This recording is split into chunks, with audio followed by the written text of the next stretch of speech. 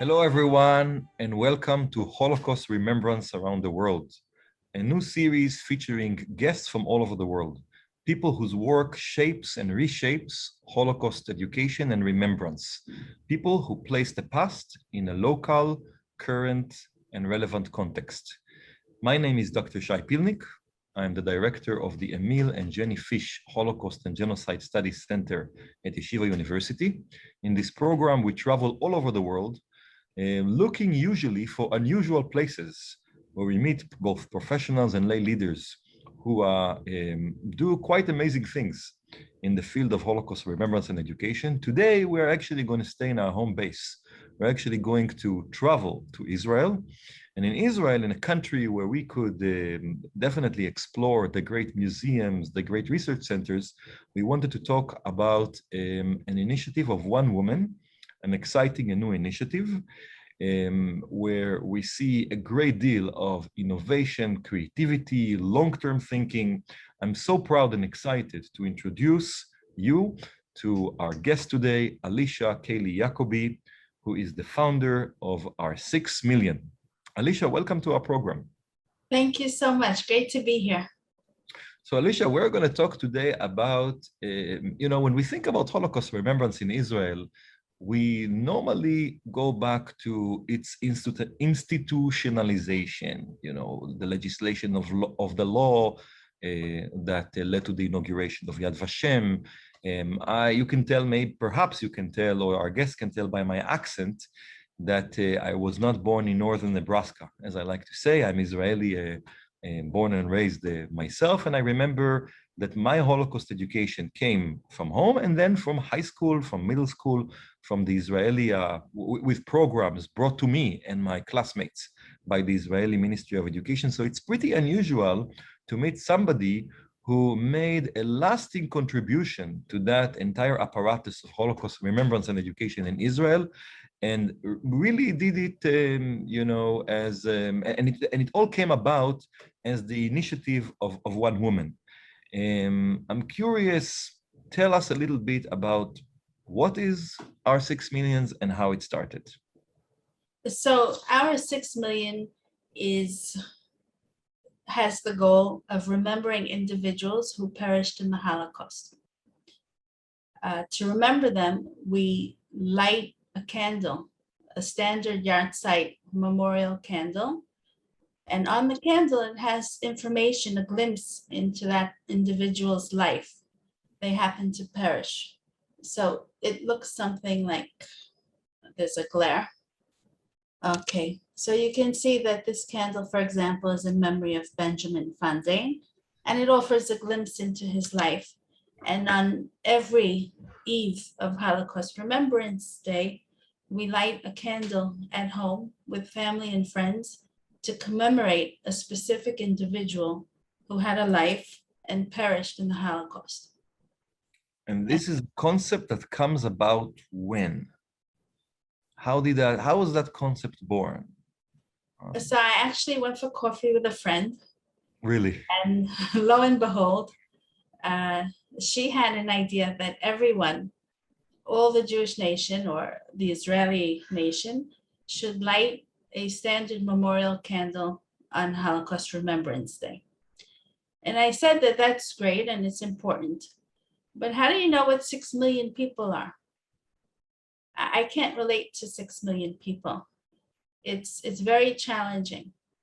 But if you zero in and you focus on a specific individual, then the person lighting the candle is better able to relate with and to understand the enormity of the atrocity by actually focusing on one specific individual. So for example, this candle, Benjamin Fontaine,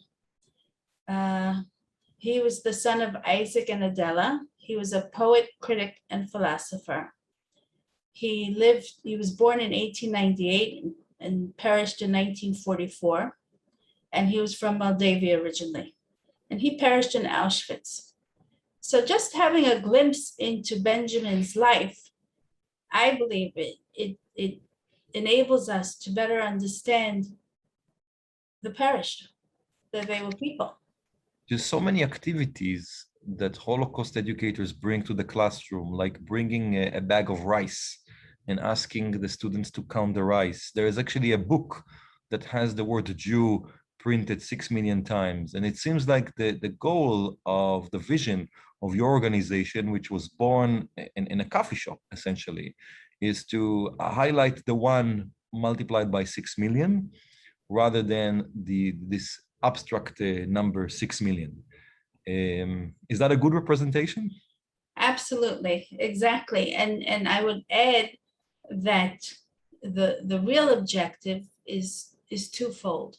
One is for the person lighting the candle to be able to relate to the person who perished. But like a coin, I believe there's two sides. The second side is the person who perished. Now, if you go into their headset for a moment, they might not have known that there would be any Jews left after the war. And they likely didn't expect anyone to remember them specifically years later. And that in Israel, all the school children from 3rd to 12th grade light a candle in memory of them and their friends and their family. I think it's, in some aspect, it returns some of the dignity to them that the Nazis tried to rob from them. I see. Let's turn to a short video segment that can, I think, illustrate what our 6 million does.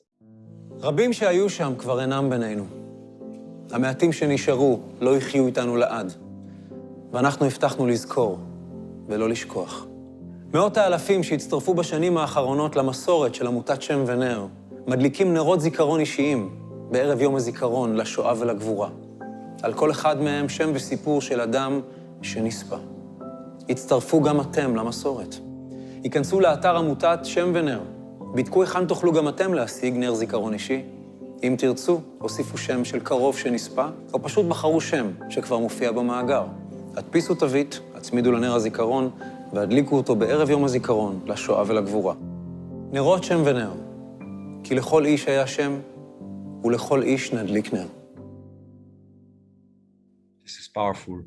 So, Alicia, you were quoted saying that a Holocaust victim who is remembered each year by name becomes immortal.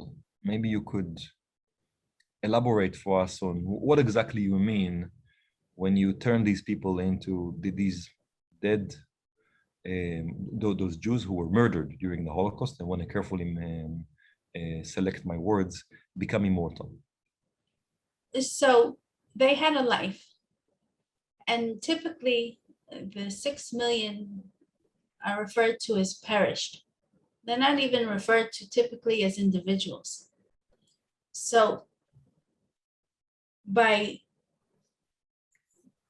focusing on the life that they led and their accomplishments, the family, they were part of a community, they had a profession, they had lives, they had achievements.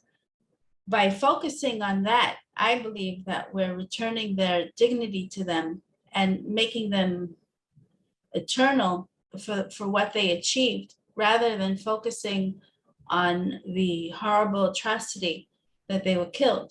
Because if we just focus on them as someone who was killed, then it's a sad story. But if you look at them as people with accomplishments, then I think the Nazis stripped them of their names, they were numbers. They stripped them of their clothes. They had the prison clothes that they had to wear. They shaved their hair off. They dehumanized them. But when we focus on them as people who had lives and accomplishments and achievements, then we're returning to them who they were. And then they actually become immortal in the sense that their achievements live on past their death. So what you actually do is, in a way, undoing the work of Adolf Hitler and his henchmen. if they Well, wanted to completely I erase. don't know that we can undo that, unfortunately, but I would say that we're shifting the focus from the horrible deaths of the crematoriums and the shootings and the starvation. We're shifting the focus from the atrocities to the full lives that they were leading. Right. We do not undo the crime, but if the intent was that these people will be completely forgotten, we make sure that that plan will be undone. And Um, forgotten individually, not as 6 million. Let's talk a little bit about the mechanics of it. So you already have a database with over 250,000 names. And essentially every candle has, these are like candle glasses, right? That have a label. From what I understand, you don't necessarily need to contact our 6 million and ask for a candle, but rather for a label that you can print on any memorial candle you can buy at the store, both here in America, at any kosher store at least, and in Israel, essentially everywhere. So tell us a little bit about how this works. So the candle is actually a tin candle. It's not we prefer not to use glass only because it's so fragile. And in Israel, the candles and also in about 100 schools in the United States or North America, the candles are distributed to school children. So we prefer not to use glass, but at home, of course, you can use whatever you want. You don't even have to contact us in order to light a candle. You could simply go onto our website, our 6 million, and you can select someone that you would like to remember. So if you want to remember someone who is from a certain town or had a certain profession, you can search by different filters and light for them. And like in our family, we light for my husband's family who perished. And we also light for someone randomly that we have no direct connection with. And you can also order candles through COJUS, the Consortium of Jewish Day Schools. It's on the website. If you wanted like a higher quantity order. But if you just want for home use, you can go onto the website at home, print a label, and simply attach it onto a standard memorial candle. So it's very accessible, and it's also what's nice is that it's inexpensive. And I see that I'm thinking database Israel. So my mind would first go to Yad Vashem and the mission of Yad Vashem and the collection of names. Is the 250,000 names? How do we get to that very impressive number? I suppose that some people can just share the name of a relative who perished in the Holocaust, right? But did you also tap into databases? So we have volunteers who search for names, and many users send us their family and relatives who perished and add them to our database. And we use like Wikipedia or Yad Vashem or museums. We take information from those websites and we share that information on the candles. So the database, because of Yad Vashem, that's their mission, is actually to have the database. So most of the names and the data is actually from Yad Vashem, but we also have other reputable, that was the word I was looking for, other reputable websites that we use for our data. And it's work in progress. We started the first year with 72 names, and now we have over 300,000 and continuing to grow every year. Let's say, I know we talked about yourself, about the idea, how this idea came to be at a coffee shop through a conversation with a friend. I want to know more about your background. I would like our audience to know. You seem like the model American Jew. I don't know if this is you would agree with what I hope is a compliment. You moved to Israel right before college, right before college. You made Aliyah. You have 6 children. You're married to an Israeli. I actually had a chance to meet you and your husband and your son when I was in Israel earlier in the summer. You are also very involved with Jewish community affairs. So tell us a little bit about how you harness your volunteer energy, particularly into this venture. Another one. From the little research I've done, and going back to our past conversations, your parents were not Holocaust survivors, right? Correct. So where is the hook? I think actually because my family, actually my grandparents from my mother's side were both born in Berlin, but they left Germany for financial reasons. They came to the land of opportunity, to New York. And I'm sure that their family perished, but we have no inkling as to who they were, and it was never discussed at home. My father is second generation American, so they weren't in the Holocaust. So I grew up with a Holocaust education at school, in the community, at the shul, at home, but there was never anyone in our family that I knew of who perished. So I grew up in Brooklyn. I went to the Yeshiva Flatbush High School. My family is what we call conservadox. And after graduating high school, I moved to Jerusalem and graduated from Hebrew University. And my Holocaust education was basically horrible films, seeing naked women and men trying to survive, and especially if you're in high school, seeing people try to cover themselves is very sad and horrible. And I think that today's generation isn't so prepared to handle that. I think that they're more the easygoing generation who doesn't really want to touch the atrocities. And I think also the distance of the years passing since the Holocaust, we've become more removed. It's not as fresh as it was in the past. It's not as raw. So I think that we've come to a stage now, and if you look at it from a timeline, if you zoom out, then I think that the time now is that we know that there were atrocities and horrors and crematoriums and the showers, but does that still need to be the focus? Or should the focus be that they were actually people who lived lives that were very similar to ours? So it's a process, and a process that I've gone through myself. When I started this, I wasn't in tune as much to the depth that I am today. But I realized that they were people no different from you or me. And it's kind of like a light bulb moment where, hey, this could happen to us, God forbid.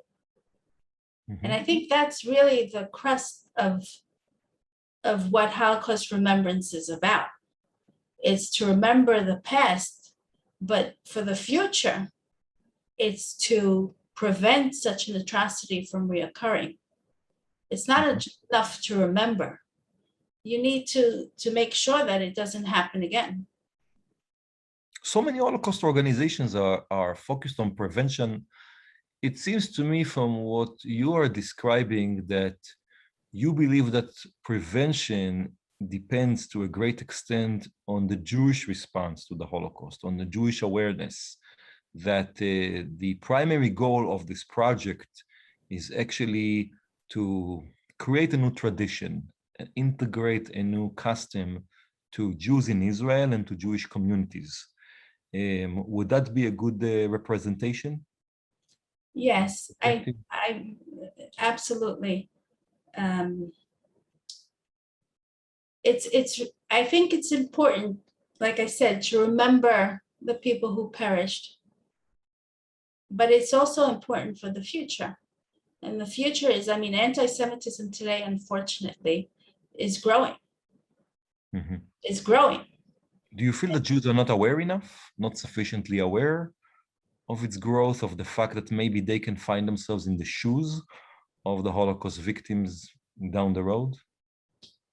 I can't answer that, but I can tell you that I believe in rituals. And when you do something, especially with your children, year after year, it's taken for granted that that's what it is. So if you are used to remembering someone who perished every year, once a year, then you grow up and you know that can happen. It becomes built in. It's not something that you need to go to a museum to learn about. It's no different than, in my opinion, from lighting a menorah on Hanukkah, or reading a Haggadah on Passover, or having a Seder on Passover. It's the rituals, and it keeps the story alive, and it helps it move forward. I don't know. I don't know about, how people really feel about anti-Semitism today, and where it could, God forbid, lead to. And I suppose that the fact that you are speaking to me from Israel, from Ramat HaSharon, and that you have both the growing up in Brooklyn, New York, the New York Jewish perspective and the Israeli one, does that feature in your philosophy about Holocaust education? Holocaust education in Israel is historical, and it's also, there's the journey to Poland that most high school students go on. I certainly agree, as an Israeli who was reared in the system. Unfortunately, I never had that opportunity to experience the journey to Poland. But if you think about it, do we need to go to the pyramids in Egypt to understand Passover? Wow, what a powerful statement. So I think you can bring the candle, the memory home, and it's just part of who we are. It's part of our DNA. It's where we came from. And truthfully, what's mind-boggling from my experience is the number of stories of people who have lit candles, and they randomly, I mean, statistically, it's impossible, they receive their grandparents' names. And I mean, statistically, that can't happen. There's something about the Jewish nation, I never realized how small it actually is until I receive emails and phone calls that I got my grandfather's candle. We even had a student who refused to hear about the Holocaust. His grandfather is a survivor and an artist, and his whole art is about the Holocaust. And the grandson just didn't want to hear anything about it. And at school, they were giving out the candles, and the grandson refused to accept it. And then the teacher said, just take it home and you'll decide at home. And it turned out that he had no idea. It was his great-grandmother. That's unbelievable. His And actual all of a sudden, it opened up his eyes as to the Holocaust, and it connected him with his grandfather and to what his grandfather was trying to relate to everybody through his art. I can share with you a lot of conversations with American Jews who used to say to me, everything you're doing is great, but just, I have no connection to the Holocaust. My parents moved here right after my grandparents moved here, or great-grandparents, right after the pogroms in Russia, and they sometimes are unaware of their own loss of second cousins or third cousins and members of their family, and also unaware of the fact that they could have been in that place had their ancestors not moved to the Lower East Side half a century earlier.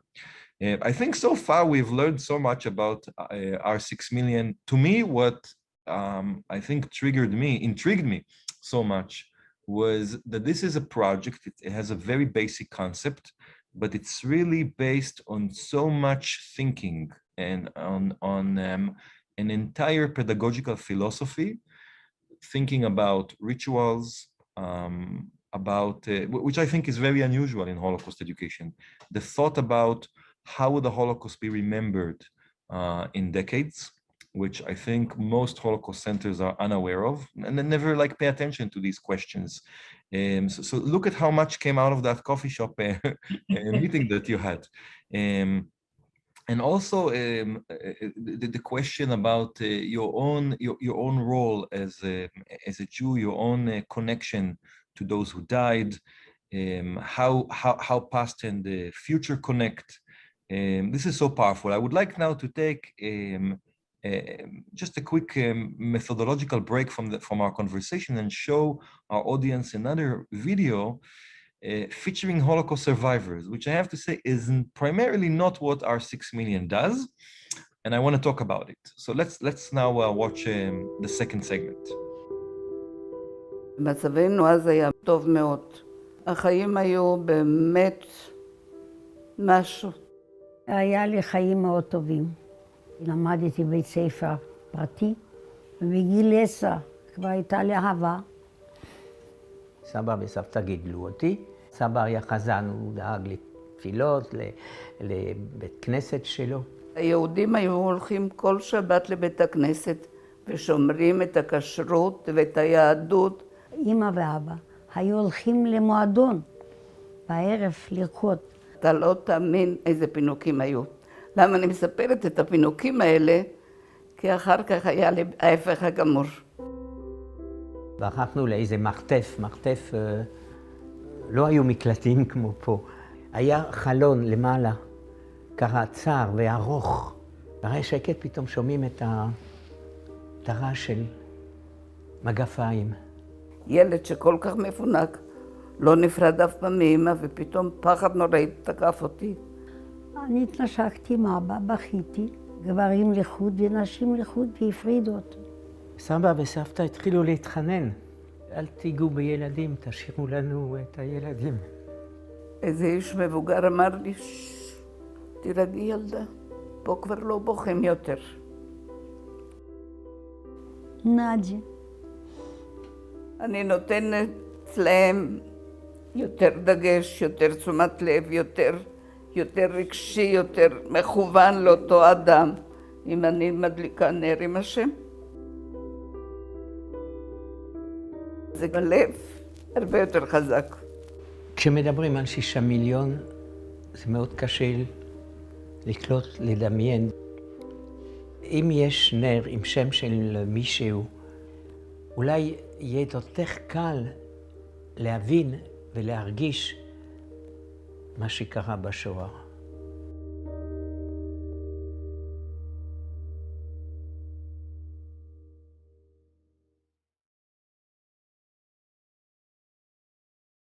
This is so well done. At the beginning, this looks like a collection of testimonies from the Shoah Foundation, collection of over 50,000 Holocaust survivor testimonials, but then you realize it's actually not. So tell us a little bit about these survivors. And then I would like to ask you, in what way your project differs from Holocaust organizations, Holocaust educational organizations and museums who are focused about recording survivors, playing to students, showing to students the testimonies of deceased survivors and encouraging their descendants, the second generation, 2G, 3G, to share these stories. So let's start with these survivors, who exactly they are. So let's be honest. Unfortunately, the survivors are aging and they're not going to be here forever. If we rely solely on the testimony of the survivors in order to remember the Holocaust in 10 years from now, in my opinion, it'll be more challenging for younger people to relate with because they'll feel a disconnect. Especially young people, they think that 70, 80 years ago was dinosaurs. For them, history is history. Mm-hmm. It's not even their grandparents, their great-grandparents. It's something has nothing really to do with them, just like dinosaurs. These particular survivors, especially Sonia, who she's an extremely positive woman, and she doesn't cry. She's happy. She decided that she survived, and she's going to live her life most positively. When she lit the candle in memory of her sister, she got very emotional, which is not routine for her. Unfortunately, she passed away a few weeks ago. The survivors are not staying, and the narrative of the survivors is extremely powerful and very important. And I say it with utmost respect. But the other side of that is that they survived. Mhm. They built families, they moved on, they continued with their life. But what about the perished who didn't? Mhm. There's been really no focus on them as people. The focus, from what I've seen, has been really on the survivors and telling their story, which is very powerful and important. But in 10, 20, 30, 500 years from now, will that be sufficient? Mhm. It's such a delicate balance. On the one hand, you talked about trying to avoid the crematoria and the images of the emaciated bodies and the corpses, and endowing the memory with something positive, celebrating the lives they had.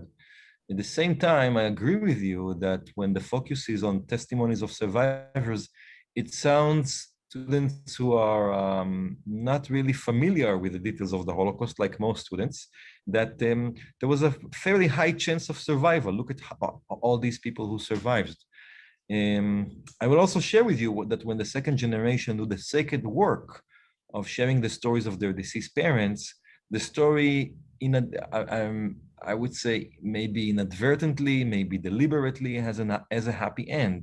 The happy end is I am a corporate lawyer, I have a business, I'm a physician, and I'm the son of survivors, and I have now 3 kids, and I have 2 grandchildren, and there is a moment, an uplifting moment of celebration of life, whereas those who died in a way become sidelined. So do you feel that your project adds another dimension to Holocaust education? Absolutely. Do you have The any reports from stories, students about it? Do you have any have you had conversations or had any other methods of receiving feedback from students about what they've learned about how this project has transformed them? yes, We talked before about the student whose great grandmother was featured on a candle. yes.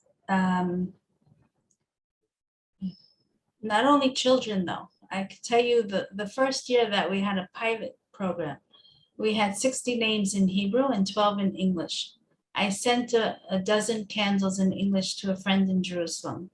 And she said when she opened the box and pulled out the candle, she almost fainted. She knew him. He would come to study with her father every week for Chavruta.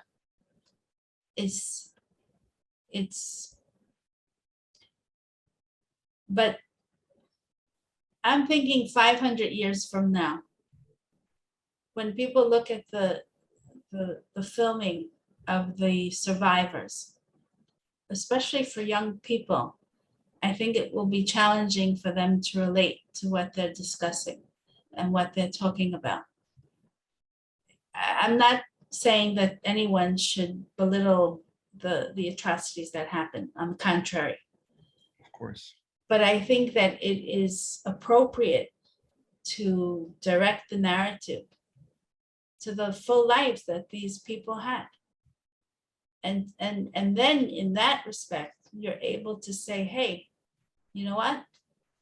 They were like me. It's a light bulb moment. Very powerful. Alicia, we're inviting now our audience to join us with questions. I want to now switch our attention from the past to the present and the future. First of all, how do I get involved? If I would like to, thinking about my own great-grandparents who perished in the Holocaust, even my mother never got a chance to meet. How do I go about and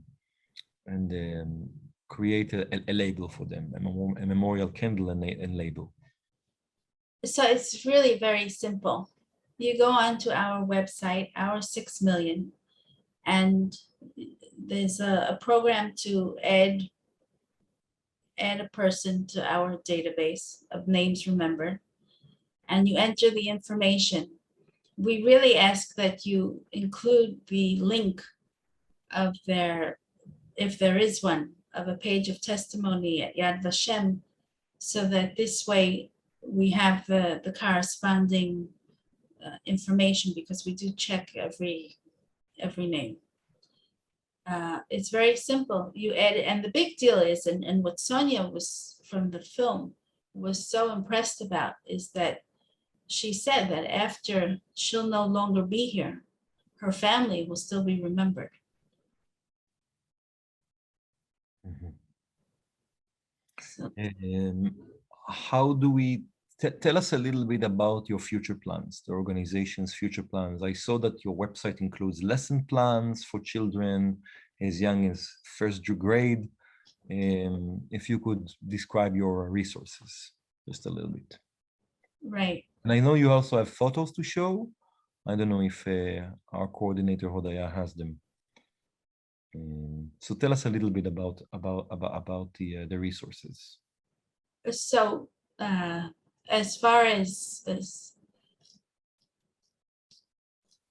successes, if you could call it that, a highlight for me was when Mrs. Pence, who was the second lady at the time, Vice President Pence's wife, I had the privilege of her awarding me with an award for the work I've been doing on our 6 million.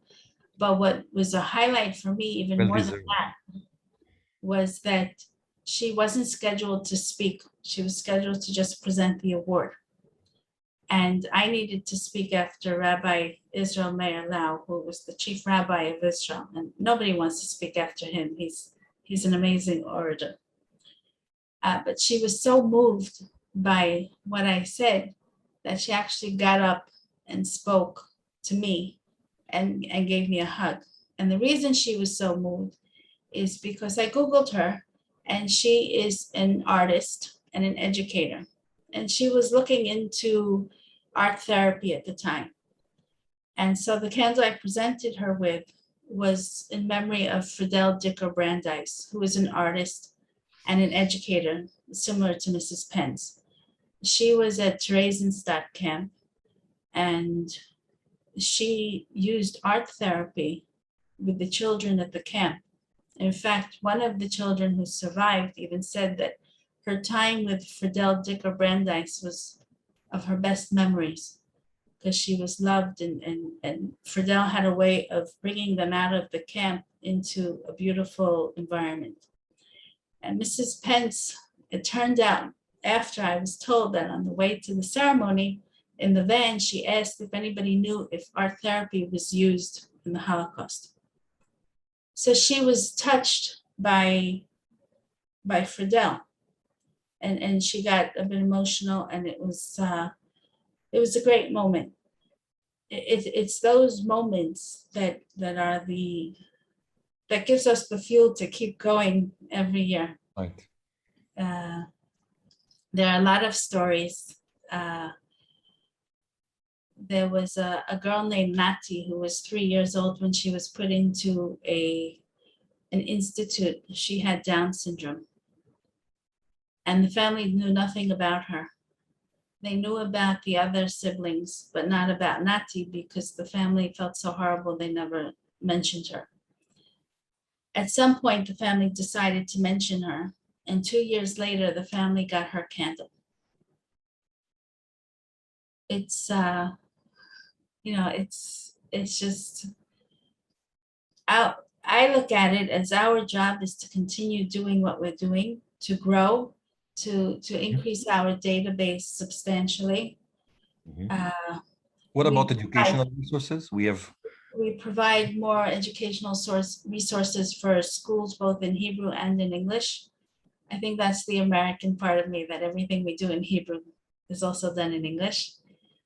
We have interactive material for children, school children, to use together with their teachers, and it talks about specific people in the Holocaust and what they went through, their life before, during, after, and the family members who didn't survive, and lighting a candle in memory of them. And the big thing is that it's not a gimmick.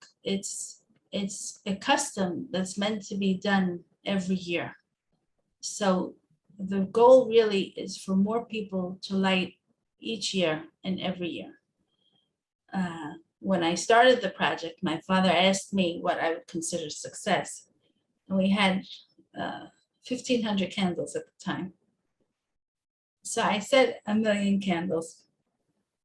And now the goal is for the entire Jewish nation to light a candle every Yom HaShoah at home with their family, with their friends. And not just now. And you mentioned 10, 20 years from now. I modestly say that I'm expecting this to continue for even 500 years from now, because it's simple and it's very Jewish. It's simple, it's brilliant, it's so thoughtful. What a great way to conclude our conversation. And it's also propelled by a visionary and entrepreneur, somebody who brings to the table the entrepreneurial spirit, always being right unhappy about the immediate goal once we achieve it, and looking further and further. So from 1,500 to 1 million, it's so impressive. Of course, the Fish Center, our students, our audience are so happy to get to know our 6 million and you, and support your project. And I know that we have already been working together and hoping to expand, right? To expand the activities beyond Israel. You mentioned before the COGES, the Consortium of Jewish Day Schools, but also looking into integrating candle lighting to Jewish communities around the world. So thank you. I have actually a question from one member of our audience. If your program, our 6 million, is really requesting current generations to adopt a relative, quote unquote. This brings the Holocaust in a personal way onto young people's homes. In what ways have you reached out to organizations around the world who can show your work, like Jewish genealogy, or American religious groups like Reform or conservative synagogues, Hillels, etc.? Have you gone in that direction? So we've been focusing, it's a great question. We've been focusing on schools. We find that with children, it's very powerful, because then they bring it home and it gets to the whole family. It's actually much easier in Israel, because you have pretty much a monopoly, and you have the infrastructure for everyone to receive it. We've been having challenges in North America, because we haven't been able to find the right umbrella organizations yet. We search to partner with many organizations. We're constantly finding new ways and trying new ideas. It's a slow process, but we, like for example, with UJA, or I forget what they're called now, JFN something. So we can get some communities, but then you don't get the other communities. We work with different synagogues. We work with, but it's hard to get that umbrella, those umbrella organizations that have a far reach. But we try every year. We We have partnerships not only with COGIS, but with the Afikim Foundation. And it's a process, not simple. Alicia Kaylie, I'm sure it's not simple. Thank you so much for initiating the process, for letting us be a part of it, for letting us present it to our audience. I wanted to thank you for a great conversation, and hopefully we will continue to collaborate on future projects. It's an honor and a pleasure.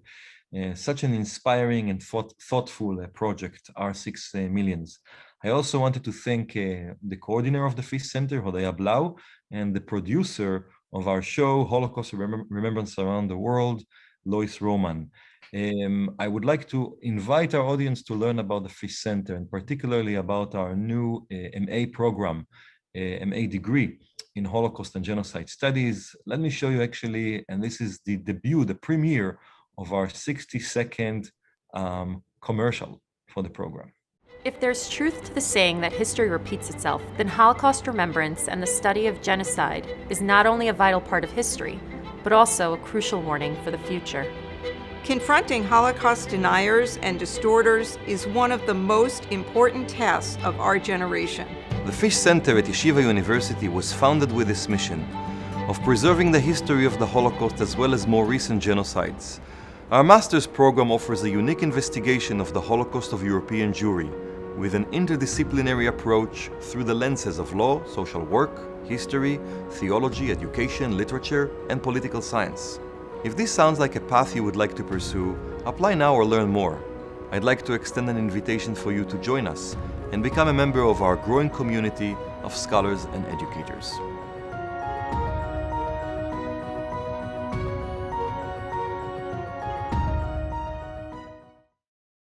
And now our audience can decide which tie is better, right?